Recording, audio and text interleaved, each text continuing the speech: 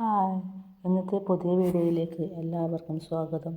ഈ വീഡിയോ ഇഷ്ടപ്പെട്ടാൽ ലൈക്ക് തരണേ, കമൻറ്റ് തരണേ, ഷെയറും ചെയ്യണേ. ഈ ചാനൽ ആദ്യമായി കാണുകയാണെങ്കിൽ സബ്സ്ക്രൈബ് ചെയ്ത് സപ്പോർട്ടും തരണേ. ഇന്നൊരു നാരങ്ങക്കറിയാണ് ഞാൻ ഉണ്ടാക്കുന്നത്. ആദ്യം അതിനായി കുറച്ച് പുളിയെടുത്ത് വെള്ളത്തിൽ കുതിരാൻ വെക്കണം. പുളി കുതിർന്ന ശേഷം പുളി പിഴിഞ്ഞ് പുളിയുടെ വെള്ളം മാത്രം എടുത്ത് ഒരു പാത്രത്തിലേക്ക് മാറ്റുക. അതിലേക്ക് എരിവിനാവശ്യമായ മുളക് പൊടി ചേർക്കണം. ഞാനിവിടെ 4 സ്പൂൺ സാദാ മുളക് പൊടിയും 2 സ്പൂൺ കാശ്മീരി മുളക് പൊടിയുമാണ് മിക്സ് ചെയ്തിട്ടാണ് എടുത്തിട്ടുള്ളത്. 1/4 സ്പൂൺ മഞ്ഞൾപ്പൊടി, ഒരു 1/2 സ്പൂൺ മുളക് പൊടി എന്നിവ ചേർത്ത് കട്ടയില്ലാതെ നല്ലവണ്ണം മിക്സ് ചെയ്തെടുക്കണം.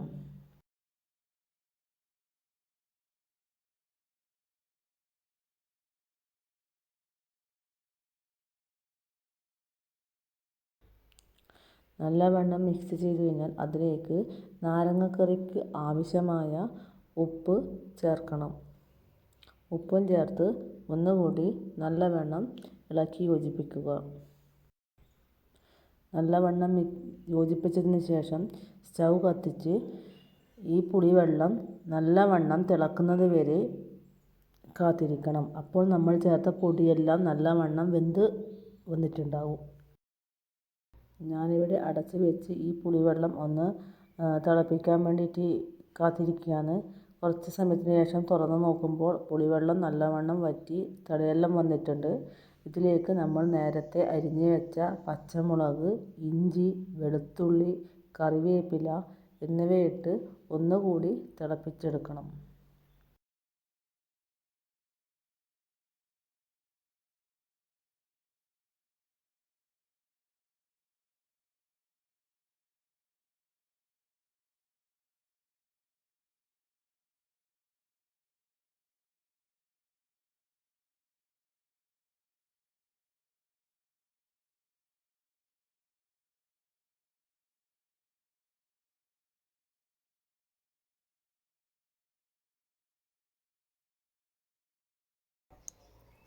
അതിനുശേഷം നമ്മൾ നേരത്തെ ചെറുതായി അരിഞ്ഞ് വെച്ച നാരങ്ങ ചേർത്ത്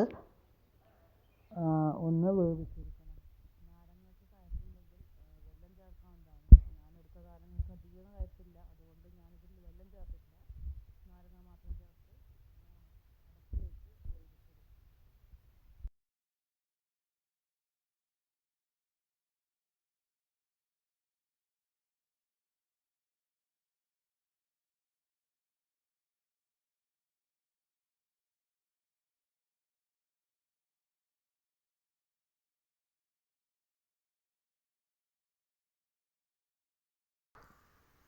അങ്ങനെ നമ്മുടെ നാരങ്ങയെല്ലാം വെന്ത് നാരങ്ങക്കറി സെറ്റായിട്ടുണ്ട്. ഇനി ഇതിൽ നാരങ്ങക്കറിക്കൊന്ന് വറുത്തിടാൻ വേണ്ടിയിട്ട് ഒരു ചീനച്ചട്ടി അടുപ്പത്ത് വെക്കുക. ചീനച്ചട്ടി നല്ലവണ്ണം ചൂടാകുമ്പോൾ അതിലേക്ക് കുറച്ച് വെളിച്ചെണ്ണ ഒഴിച്ച് വെളിച്ചെണ്ണ ചൂടാകുമ്പോൾ അതിലേക്ക് 1 സ്പൂൺ കടുക്, ഒരു 1/4 സ്പൂൺ ഉലുവ, ഒരു 4 ചുവന്ന മുളക് കീറിയത്, ഒരു തണ്ട് കറിവേപ്പില, കുറച്ച് കായപ്പൊടി എന്നിവ ചേർത്ത് നമുക്ക് നാരങ്ങക്കറിക്ക് വറുത്തിടാം.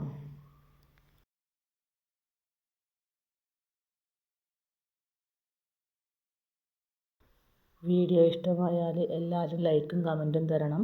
കൂടാതെ ആദ്യമായി കാണുന്നവരാണെങ്കിൽ ചാനൽ സബ്സ്ക്രൈബ് ചെയ്ത് സപ്പോർട്ട് ചെയ്യാനും മറക്കരുത്. നാളെ ഒരു പുതിയ വീഡിയോയുമായിട്ട് നമുക്ക് വീണ്ടും കാണാം.